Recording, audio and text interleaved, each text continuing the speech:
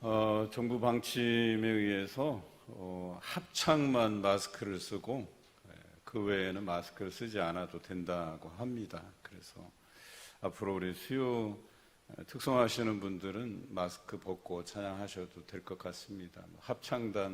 합창의 수준은 아닌 것 같으니까요. 오늘 중고등부 교사들 또 헌신 예배를 앞두고 특송해 주셔서 감사드리고, 또 중고등부 이렇게 특송한 김에 혜린이하고 온유하고 또 칭찬할 만해요. 수요일 밤 예배 어른들이 감당하면 참 좋은데 이렇게 반주해주고 드럼 쳐주고 얼마나 고마운지 모르겠어요. 혜린이는 또 고3인데도 이렇게 시간 내서 레슨 받기에도 바쁜데, 그리고 이제 흔히들 이렇게 클래식 전공하신 분들은 이렇게 뭐랄까요? 무슨 반주라 그래요? 그런 재즈 반주라 그러죠. 코드로 치는 재즈 반주를 하면 조금 이렇게 흐트러질 수 있다는 속설 같은 것도 있어요. 클래식만 열심히 해서 가서 시험 볼 때, 실기할 때 그렇게 하면 좋은데, 그래도 이렇게 같이 반주해 주셔서 고맙고, 온유는 드럼을 언제 배운지도 모르겠어요. 그래서 나는 몰래 오래 배웠거니 생각을 했는데 배운 지 얼마 안 됐대요. 그냥 한 2주도 안 돼서 그냥 저렇게 드럼을 치는 실력이 된 거예요. 그래서 얼마나 사모하고 준비했으면 저렇게 잘할 수 있을까. 우리 두 학생을 위해서 격려의 박수 한번 보내드릴까요? 부끄러워서 자기 이야기 하는데 손만 쳐다보고 있어요. 이제 아이들을 생각해 보니까 언제 한번 칭찬을 하고 좀 격려의 박수도 좀 보내줘야 되겠는데, 두 아이를 생각하다가 그럼 사순절에 나도 뭔가 이렇게 행동이 좀 있어야 되지 않을까. 여러분들도 사순절 시작하면서 새벽 기도회를 통해서 또는 말씀 묵상, 쓰기 등등등 또 열심히 요약하는 거 암송하고 계시겠죠? 이렇게 여러분들이 결정하고 결심한 것들이 있는데, 그 외에는 또 저는 별도로 40일 12시간씩 금식을 하자, 이 생각을 하고 시작했어요. 그리고 고난주간엔 다시 7일간 금식을 도전하자. 더 기도해야 될 때이고, 그리고 타이틀이 말씀 회복을 위한 40일간 특별 새벽 기도회란 말이에요. 그러니까 이 기간에 여러분들에게만 말씀을 회복하라는 이런 구호가 아니라, 목회자가 먼저 말씀을 더 집중하고 더 깊게 묵상하고 성도들과 나누어야 되겠다 하는 생각을 가진 거죠. 오늘 시편 97편을 묵상하면서 제가 이 튀르키예의 지진의 상황들을 잘 한번 보았어요. 하나님의 공의와 의가, 하나님께서 말하는 의와 공평이라는 잣대가 이 나라에 드리워졌다면 과연 이런 참사까지 벌어져야 됐을까 하는 생각이 들어요. 사람들이 하나님을 두려워할 줄 알았다면 과연 그들이 그런 엄청난 지진의 피해를 받아야만 했을까 하는 생각이 들어요. 특별히 제가 주목해 본 도시가 튀르키예의 에르진이라는 도시예요. 방송에도 여러 차례 나왔지만 에르진에는 한 채도 무너지지 않았어요. 한 사람도 사망자가 없었어요. 그 이유가 뭘까? 2019년에 웨케르 엘마소글루라는 시장이 당선되면서 그 해에 지진에 대비한 내진 규례 강화법이라는 것을 통과시켰대요.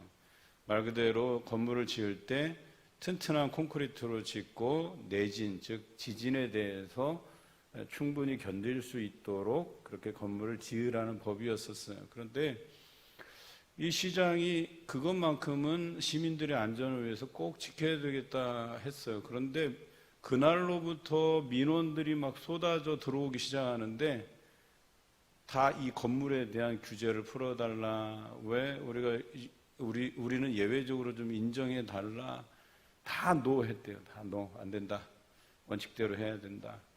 그래서 사람들의 불평이 얼마나 쏟아졌는지 모르겠대요. 물론 이 시장이라는 게 그 시민들의 여론을 가지고 먹고 사는 사람들이잖아요. 그 잘못하면 그 사람들 편의를 제공 안 해주면 자기가 시장에 다시 당선될 일이 없는 거잖아요. 그래서 그 사람들의 부탁을 들어줄 만도 한데 이 시장이 그래도 끝까지 법과 원칙을 지켰다는 거예요. 그런데 지진이 나고 나서 시민들이 중요한 교훈을 얻게 됐다는 거예요. 다른 데들은 그 처참한 일들이 벌어지고 건물들이 막 무너져 내리고 그 건물 책임자며 공무원들이며 다 붙잡혀가는 그런 상황에서도 여기는 안전하고 또 시장도 아무런 또 그 시장의 뜻을 따르는 공무원들도 잡혀갈 일이 없는 거예요. 그러니까 얼마나 참 감사한 일인가. 이러한 사람이 뭔가 자신의 삶의 원칙이 있고 철학이 있고 조금 더 확대해서 해석해 보면 자기가 섬기는 신이 뭐 하나님이 아닐지라도 그 신 앞에 자기가 뭐 정직하기 위해서 깨끗하게 하기 위해서 뭔가 행동한 신념이 아닐까 하는 생각이 드는 거죠. 이런 사람도 그러는데 우리 믿는 사람들이 하나님을 섬긴다고 하면서 우리 하나님께서는 의와 공평으로 이 세상을 통치하시는 것을 우리가 믿는다면 그분 앞에서 의라고 하는 것, 공평이라고 하는 것, 이것들을 제대로 지켜가면서 우리가 살고 있는가를 한번 고민하게 됐어요. 그런데 오늘 시편 97편의 저자는 하나님을 사랑하는 자들은 이러해야 된다라고 노래하고 있어요. 그 세 가지 특징에 대해서 오늘 시편에서 소개하고 있어요. 그가 날마다 하나님으로 인하여서 기뻐하고 감사하는 그 삶을 사는 것은 자신이 하나님을 사랑하는 자로서 이 세 가지 원칙을 지키고 있기 때문에 라고 노래하고 있는 거예요. 그 세 가지 원칙이 뭘까요? 우선 1절에 이렇게 나와 있습니다. 여호와께서 다스리시나니 땅은 즐거워하며 허다한 섬은 기뻐할지어다 그랬어요. 그러니까 첫째 특징은 하나님께서 이 땅을 통치하고 계시다라고 하는 것을 노래하는 사람들, 믿는 사람들이라는 거예요. 이런 사람이 하나님을 사랑하는 사람들이라는 거예요. 여러분 하나님 사랑하십니까? 하나님을 사랑하는 사람들은 이 땅을 하나님께서 통치하신다는 사실을 믿는 사람들이죠. 그런데 오늘 하나님께서 이 땅을 통치하시기 때문에 허다한 섬들과 또 땅이 하나님을 기뻐 노래한다라고 했어요. 이 섬들과 땅 다 뭐예요? 이 땅의 모든 백성들이라고 해석할 수 있죠. 이 땅의 모든 백성들이 이 땅을 하나님께서 통치하시기 때문에 그분을 기뻐하고 그분을 노래한다라고 오늘 성경은 기록하고 있어요. 그런데요, 그들이 노래하는 이유가 뭐냐? 바로 3절에 나와 있는데 그분의 의와 공평 때문이라고 하는 거예요. 그렇다면 그분께서 말하시는 의와 공평, 많은 사람들이 인정할 만한, 다시 말해서 그 허다한 무리들이 하나님을 높이 찬양하는 그 이유가 의와 공평 때문이라고 해요. 그러면 의와 공평이 무엇이냐라고 하는 거예요. 이건 아주 쉽게 접근할 수 있어요. 우리 하나님께서는 선한 사람들은 위로하시고 악한 사람들은 심판하신다는 이 구도가 성립될 때에 우리 하나님은 의와 공평의 하나님이시다라고 그분을 높여드릴 수 있다는 거예요. 그래서 이 부분을 통해서 우리는 알 수가 있어요. 우리 하나님의 의와 공평을 따르는 백성들은 어때요? 그 하나님의 이름에 영광을 올리게끔 돼 있어요. 그래서 악인을 심판하실 때 어때요? 우리 안에 사이다 같은 느낌이 있잖아요. 완전히 통쾌하고 그렇다. 저 악한 사람은 당연히 하나님의 심판을 받아도 마땅해라고 하는 그 시원함과 통쾌함이 있어서 그 일들로 인하여서 우리 하나님은 의와 공평의 하나님이시다 하고 하나님의 이름을 높이 올려드리는 것이죠. 그런데 어때요? 그렇지 못하는, 즉 6절의 표현대로 그런 백성들은 하나님께 영광을 드리지만 그렇지 아니하고 하나님을 대적하는 사람들은 그런 하나님의 의와 공평이 나타날 때 어떤 반응을 보이냐? 두렵고 떨린다라고 되어 있어요. 성경에 보면 이렇게 되어 있습니다. 하나님을 대적하는 이들은 불로 불사르시고 번개를 쳐서 그 번개로 인해서 두렵고 떨게 하신다. 이렇게 성경은 기록하고 있어요. 그러니까 시인이 노래하는 것은 하나님이 의롭고 공평하다는 사실이 선한 사람들에게는 어때요? 그 의와 공평을 통해서 하나님께 영광을 드리는 것으로 나타나게 하고, 그 다음에 악한 자들에게는 왜? 불로 살라버리고 번개를 쳐서 그들을 떨게 하시는 것으로 하나님이 의와 공평을 나타내시는 거죠. 그런데 이 땅에서 살아가면서 이런 악한 이들이 그런 두렵고 떨림이 없다고 한다면 어찌 우리가 하나님을 칭송하겠어요? 우리가 살다 보면 악한 이들에 대한 심판을 자주 목격하게 돼요. 그래서 야, 저 사람 저러다 큰일 나겠다 할 때에 하나님의 심판이 임하면 우리 하나님께서는 의와 공평으로 이 땅을 통치하시는 분이시구나 라는 생각에 하나님께 영광을 드리게 돼 있다라고 하는 것이죠.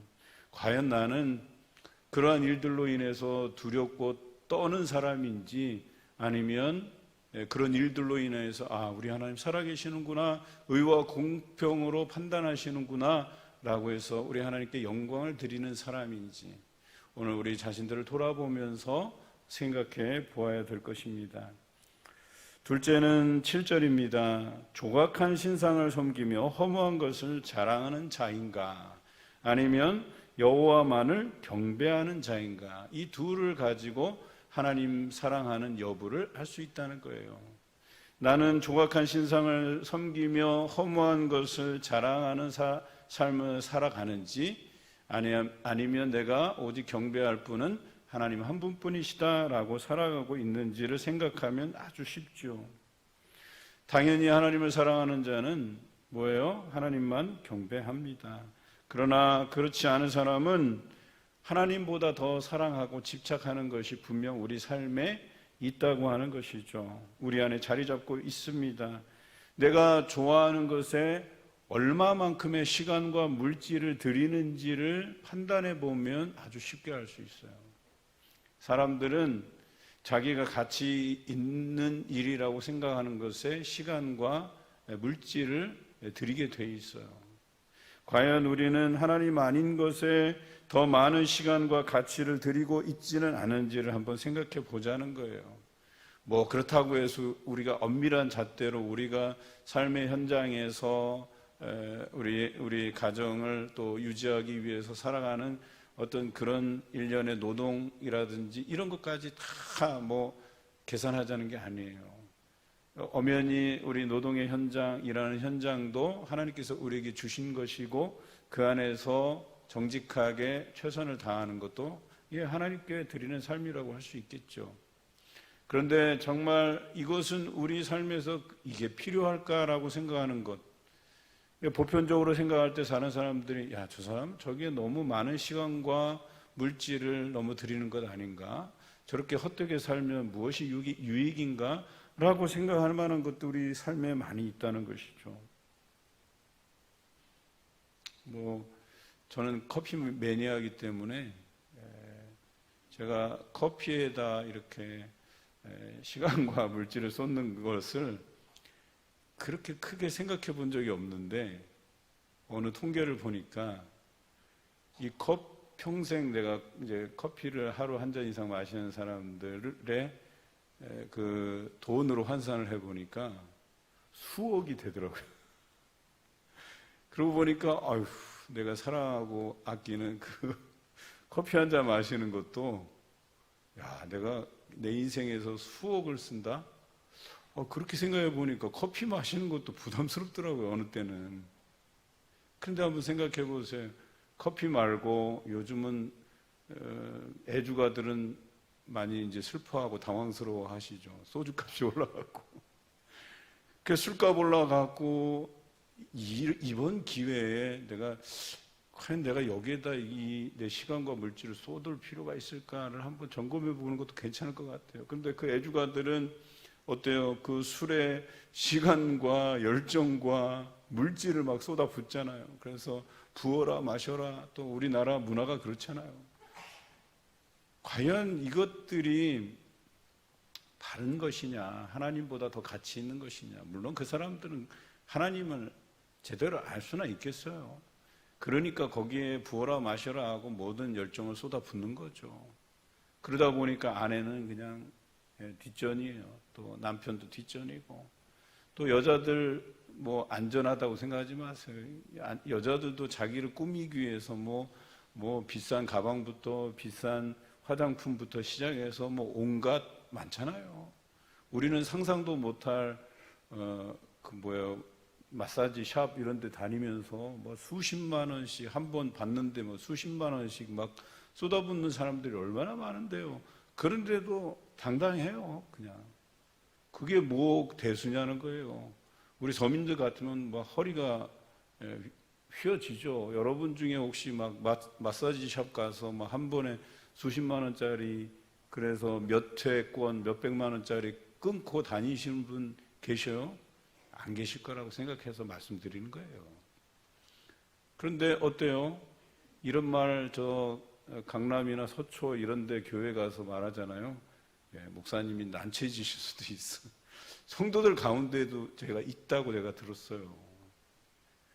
물론 우리 교회는 없을 거라고 제가 예상하고 드리는 말씀이긴 한데, 과연 우리가 하나님과 비교해 봐서 우리가 하나님께 드리는 시간과 열정과 물질보다 더 집착하고 더 가치 있게 여기고 쏟아붓는 그런 것이 없는가, 다시 한번 생각해 볼 필요가 있다는 거죠.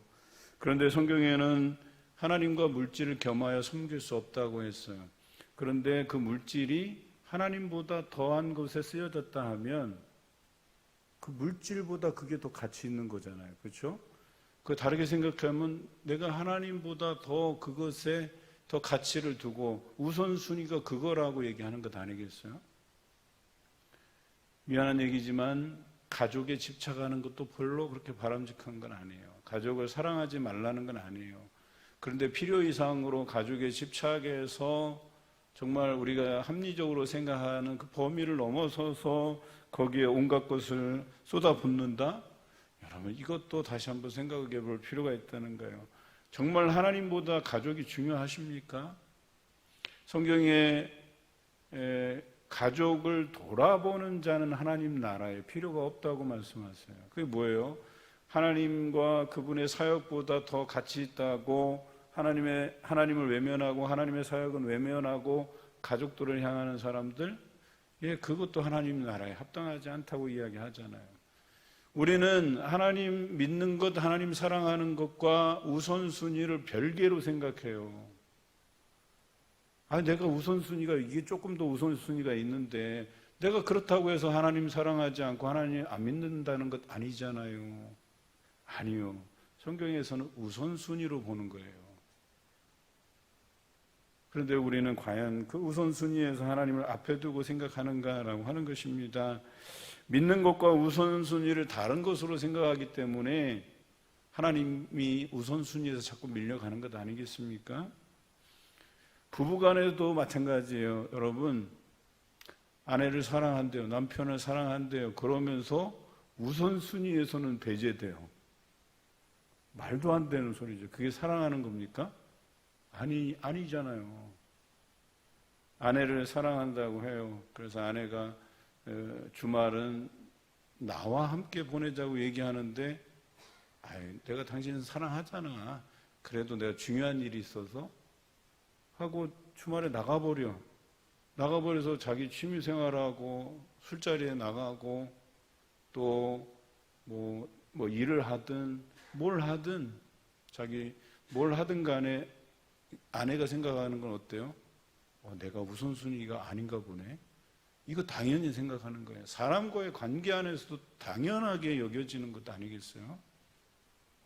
그런 거 내 아내 사랑하는 것에 비해서 가치 없는 거라면 그거 뭐 안 해도 되고, 오늘 특별히 아내가 나랑 같이 있어달라고 하니까 그래, 그거 뭐 취미생활 하루 접는 거 뭐가 대수겠어. 그냥 접고 아내와 또 행복한 그 하루를 보내고 차도 마시고 예배도 드리고 뭐 그럼 얼마나 좋겠어요.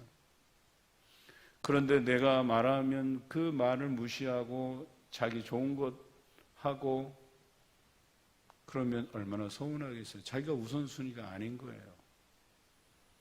또 오늘 가서 제가 이 말 했다고 해서 다투지 마세요. 또 가서 남편 들들 볶고 아내 들들 볶고 하지 마세요. 그래도 한마디는 하세요. 당신에게 내가 우선순위면 좋겠다 하고 부부간에. 그러다가 서서히 묻어오면 그때부터는 나는 하나님 사랑하는데 당신도 하나님 같이 섬기면 좋겠다고 이렇게 슬슬 작업하는 것 아니겠어요? 여러분 어떠십니까? 우리 삶에서 나는 그냥 조각으로 새겨서 섬기는 그 우상이 그것만이 우상이 아니라 우리 삶에서 집착하고 하나님이 차선으로 밀려나가는 그 모든 것이 다 우상일 수 있겠다 하는 생각을 가지십니까? 오늘 그런 생각 가지고 여러분 안에 하나님이 우선순위가 되고 다른 것들은 하나님과 하나님의 사역을 위해서 접어둘 수 있는 그런 지혜가 여러분께 있으시길 주님의 이름으로 기원합니다. 세 번째는 10절에 악을 미워하라 라고 되어 있어요. 악이라고 하는 것은 성도의 영혼을 혼탁하게 하는 거예요. 그래서 악이 들어오면 사람들의 판단을 흐리게 해요. 나도 판단이 흐려지고 다른 사람의 판단도 흐리게 만들고 자기 주장을 일삼게 돼요. 그것이 올바른 것이라고, 그것이 기준이라고 이야기해요. 그러나 우리 하나님께서는 의인들이, 성도들이 흔들리지 않게 하시기 위해서, 악이 그들의 영혼을 혼탁하게 하지 않게 하기 위해서 하시는 행위가 빛을 뿌리고 기쁨을 뿌리신다 이렇게 되어 있어요. 저는 이 표현이 아주 굉장히 시적으로 좋은 표현 같아요. 우리 성도들이 여러 유혹에 빠질 수 있고 어려운 환경에서 좌절할 수 있고 이렇게 주저앉을 수 있는데, 우리 하나님께서는 그런 성도들을 위해서, 의인을 위해서 그들의 믿음이 변치 않도록, 그들의 정직한 마음이 변하지 않도록 빛을 뿌리고 뿐만 아니라 기쁨을 뿌려주신다라고 했어요. 저도 사실은 마찬가지예요. 목사라고 뭐 별일 있겠어요. 다니다가 소소하게 성도들 만나고, 또 어떤 경우에는 뭐 이렇게 작은 선물도 주시고, 또 같이 차를 마실 수 있는 기회도 있고, 또 신방 요청해서 또 신방하러 가서 하하호호 웃고 담소 나누고, 이런 게 저에게 얼마나 행복하고 기쁜 일인지 몰라요. 저는 하루에도 나가서 성도들을 뵙게 되면 그 하루가 즐거워요. 그래서 아내한테도 누구를 만났다 이런 이야기들을 주고받아요. 그게 저에게 얼마나 기쁨이 되는지 몰라요. 저는 그것이 하나님께서 제게 뿌려주시는 기쁨이라고 여겨져요. 그리고 때로는 내가 잘못된 길로 갈 수 있는 그런 상황에서, 내가 게을러질 수 있는 상황에서도 따끔한 일침을 내게 전해주고, 목사님 이러면 더 좋을 것 같습니다 하는 조언을 주실 때 그런 것들이 제게 빛이 되기도 해요. 아, 그렇구나, 내가 잘못 판단하고 있구나, 그런 것들이 제게 빛이 되기도 한다는 것이죠. 오늘도 우리 장로님 두 분을 또 뵀어요. 그래서 얼마나 감사한지 몰라요. 그 누가 앞에 차를 대놨는데, 저는 쓰레기 버리러 이제 쓰레기 버리고 나오는데 딱 내리시는데 장로님이시고, 인사를 드리고 어디 가시냐고, 물리치료 받으러 가신다고. 그래서 또 너무 반가웠어, 그것도. 그런데 또 그 같은 시간대에 또 차가 한 대 쓱 지나가다가 갑자기 창문을 뚝 열고, 목사님 어디 가세요? 그러는데 또 장로님이셔. 그래서 또 그것으로 인해서도 또 기쁘고 즐거워. 아, 오늘 세 분 만났네요. 식사하러 가면서 또 우리 자리에 앉아 계신 우리 이 장로님 또 만났는데, 우리 장로님 또 제 차를 잘 알아요. 지나갈 때마다 딱 보셔요. 그래서 창문 열고 장로님 식사하러 갑니다. 또 웃으면서 인사하고. 여러분, 그것이 사람들이 기쁨이 되는데 그것을 뿌려주시는 분이 하나님이시다라고 하는 거예요. 여러분, 지나다니시다가 성도들 만나면 좋으세요? 아니면 무서워서 벌벌 떨고 도망가고 피하고 싶고 막 이러세요? 좋아하잖아요. 제가 볼 때에도 막 좋아서 막 어느 집으로 막 모이는 분들도 계셔요. 아, 저 권사님 오늘 또 어느 권사님 댁에 가시는구나. 뒤통수만 봐도 우리 교회 성도인 걸 다 알아요. 그러다가 이제 가끔씩 착각하는 때도 있죠. 어제도 제가 착각을 해서 우리 어느 집사님이신데 교회 안 나오셔서 주일날 마침. 그런데 지나가는데 그 집사님 같이 보이더라고요. 그래갖고 얼마나 제가 그분을 생각했는지 반갑게 불렀는데 가까이 가보니까 아니야. 다른 분이에요. 모르는 분이에요. 아유, 죄송하다고 제가 아는 분하고 착각했다고. 이런 게 한 서너 번 돼요, 벌써. 여기 와서. 그러니까 1년에 한두 건은 실수를 하게 되더라고요. 아니, 마스크를 쓰니까 눈매만 비슷해도 다 그 사람 같더라고요, 그냥. 그래서 아내랑, 내일 이분하고 같이 이분이 좋아하는 다른 사람 신방 가는데 같이 대동해서 데리고 가자. 그런 계획을 또 세워놨어요. 여러분, 하나님께서는 우리에게 악을 미워하라 하시는데 이 악이 우리의 영혼을 혼탁하게 만드는 여러 작전을 세우지만 우리 하나님께서는 그것에 흔들리지 않도록, 또는 우리로 하여금 이런 어려운 상황에서 우울감에 빠지고 낙망하고 절망하고 주저앉지 않게 하시기 위해서 빛을 뿌리고 기쁨을 뿌려주시는 분이시다라고 하는 것을 잊지 마세요. 그러면 어려운 현실 안에서도 우리가 기쁨이 우리 안에 충만해지고 나 혼자가 아니구나, 나와 이렇게 말씀의 길을 걷는 동역자들이 있구나라고 하는 것을 알게 되실 겁니다. 우리가 의인이라면, 마음이 정직한 자라면, 성도라면 여호와로 말미암아 기뻐하며 그의 거룩한 이름에 감사해야 마땅하다는 것이 오늘 시편 12절의 결론이에요. 여러분, 날마다 하나님으로 인하여서 기뻐하십니까? 또 하나님의 이름에 감사하십니까? 그러면 잘 살고 계신 겁니다. 하루하루를 하나님께서 뿌려주시는 빛, 뿌려주시는 기쁨으로 인해서 살아간다면 여러분 잘 살고 계신 겁니다. 어떤 분이 저한테 이렇게 이야기합니다. 누구 험담하는 자리는 피한다는 거예요. 그게 교회든 사회든 직장이든. 그러니까 사람들이 모이다 보면 누구를 험담할 수도 있는 것 아니겠어요? 그런데 그런 험담하는 자리는 그냥 피한대요. 나도 거기서 그 사람 험담하고 그럴까 봐. 성경에 보면 누군가를 정죄하거나 판단하지 말라고 기록되어 있잖아요. 그런데 그 사람들은 뭐가 그렇게 즐겁길래 모여서 이야기만 했다면 누굴 죽였다 살렸다 그러잖아요. 그런 고난이 없는데 무엇인가를 판단하고 마치 자신이 기준인 양 이야기하는 것은 여러분 하나님의 권위를 무시하는 것이 아니고 무엇이겠어요? 하나님께서 판단하시고 심판하셔요. 하나님의 의와 공평이 그겁니다. 하나님께 맡겨드리는 거예요. 근데 그걸 가지고 우리가 이래라 저래라 할 필요가 뭐가 있겠어요? 로마서 2장 1절과 2절에 이렇게 나와 있습니다. 그러므로 남을 판단하는 사람아, 누구를 막론하고 내가 핑계하지 못할 것은 남을 판단하는 것으로 내가 너를 정죄함이니 판단하는 내가 같은 일을 행함이니라. 이런 일을 행하는 자에게 하나님의 심판이 진리대로 되는 줄 우리가 아노라 라고 기록하고 있어요. 자기가 누군가를 정죄하잖아요. 그것이 자기에게로 돌아온다는 거예요. 내가 나를 정죄하는 행위와 똑같다고 성경은 기록하고 있어요. 그 뒷구절에 보면 더 이런 말씀이 있죠. 그가 그 일을 행하고도 고집스럽게 그것을 회개하지 않는다면 그 마음을 따라서 진노의 날에 하나님의 의로우신 심판이 나타나는 날에 진노를 자기에게 쌓는 일이 된다라고 기록하고 있어요. 이게 로마서 2장의 말씀 초반절에 나오는 말씀이에요. 그러니까 뭐예요? 그냥 하나님의 공평과 의에 맡겨두시라는 거예요. 그리고 나는 가급적 그런 악한 일로 인하여서 내 영혼이 혼탁한 데에 물들지 않도록 피하는 것이 상책이에요. 악을 떠나라는 것은 하나님의 이름으로 하지 않는 모든 것이 죄라고 이야기하는 거예요. 우리는 하나님의 이름으로 행하는 자들이에요.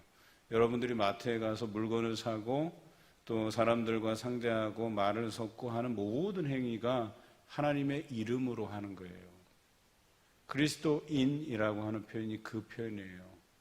우리가 그리스도인으로 살아간다는 것은 하나님의 이름, 예수 그리스도의 이름으로 모든 행위를 행한다는 거예요. 그러니까 다른 사람들에게 가서 덕과 선을 끼쳐야지, 부덕함과 무질서와 그 다음에 사람들을 정죄하고 이런 일들로 살아가면 우리가 하나님의 이름으로 행하는 것이 아니라는 거예요. 이해하십니까? 그러니까 우리는 항상 그 점을 유념하셔야 돼요. 내가 그리스도인으로서의 대표주자라는 생각을 늘 가지고 있어야 돼요. 사람이 그 신분이 사람의 행동을 제어하잖아요. 뉴스에 보면 어떤 부정한 일을 행하고 사람들이 그것에 대해서 지적하고 그 사람을 그러니까 법에서 어긋나니까 잡으려고 할 때 막 이상하게 이상 반응하면서 도망치는 사람 중에 대다수가 뭐냐면 뭐 법조인이거나 경찰이거나 이런 사람들이 꽤 돼요. 그 이야기인즉슨 내가 그런 행동을 하면 안 된다는 의식이 자기에게 있는 거예요. 나는 경찰이고 나는 법조인이고. 그렇지 않겠습니까? 의료인들도 마찬가지예요. 의료인들한테 저는 의료인들이 참 존경스러운 이유가 특히 뭐 간호사들, 의사들 볼 때 이렇게 길거리에서 딱 쓰러졌는데 어떤 사람이 쓰러졌는데 그냥 가지 않고 확 달려들어서 심폐소생술을 하고 막 이런 사람들 뉴스에 나오는 거 보면 대체적으로 의료인들이 많더라고요. 아니면 뭐 소방관들, 아니면 뭐 경찰들 이런 사람들은 기본적으로 다 훈련을 받거든요. 자신의 신분이 있기 때문에 그것을 지나쳐갈 수 없는 거예요. 저도 깜짝 놀랐어요. 저런 걸 내가 할 수 있을까? 옆에서 지켜드리고 전화하고 뭐 119 부르고 뭐 이런 건 할 수 있겠는데, 야, 이거 하라 그러면 물론 저도 배우긴 했는데 그거 쉽지 않을 것 같더라고요. 그런데 그 신분이라는 게 있잖아요. 사람들이 그 신분에 맞게 행동하려는 그 의지들이 있다는 거예요. 인터뷰하는 거 들어보셨어요? 다 그래요. 제가 의료인이기 때문에 당연히 제가 119 소방대 뭐 응급 의료인이고 또 내가 소방대이고 뭐 내가 경찰관이고 당연히 시민들을 위해서 그들의 안전을 위해서 내가 하는 건 당연하죠. 당연한 것처럼 우리 그리스도인들에게 당연한 삶이 있다는 거예요. 누군가를 섬기고 사랑하고 복음 전하고 이런 삶이 당연한 삶이 되어야 된다는 거예요. 우리 안에 하나님을 사랑하는 자가 그것이 당연한 삶이 되어야 된다라고 하는 것이에요. 그런데 당연하지 않은 것을 하는 건 이상하잖아요. 성경에서 하지 말라고 하는 것을 왜 굳이 우리가 해야 되고 그것으로 인해서 비난의 대상이 되어야 되냔 말이에요. 오늘 시편 97편의 저자처럼 하나님을 기뻐하고 그 이름에 감사하는 여러분이 되시길 바랍니다. 하나님의 사람으로서 의와 공평의 삶 살아가시는 여러분 되시길 주님의 이름으로 기원합니다.